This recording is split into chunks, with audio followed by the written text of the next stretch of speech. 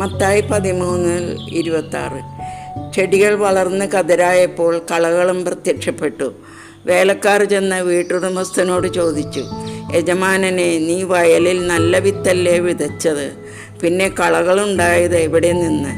അവൻ പറഞ്ഞു, ശത്രുവാണ് ഇത് ചെയ്തത്. വേലക്കാർ ചോദിച്ചു, ഞങ്ങൾ പോയി കളകൾ പറിച്ചു കൂട്ടട്ടെ? അവൻ പറഞ്ഞു, വേണ്ട. കളകൾ പറിച്ചെടുക്കുമ്പോൾ അവയോടൊപ്പം ഗോതമ്പ് ചെടികളും നിങ്ങൾ പിഴുതുകളഞ്ഞെന്ന് വരും. കൊയ്ത്തുവരെ അവ രണ്ടും ഒരുമിച്ച് വളരട്ടെ. കൊയ്ത്തുകാലത്ത് ഞാൻ കൊയ്ത്തുകാരോട് പറയും, ആദ്യമേ കളകൾ ശേഖരിച്ച് തീയിൽ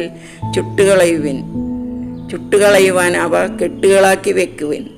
ഗോതമ്പ് എൻ്റെ ധാന്യപ്പുരയിൽ സംഭരിക്കുവിൻ.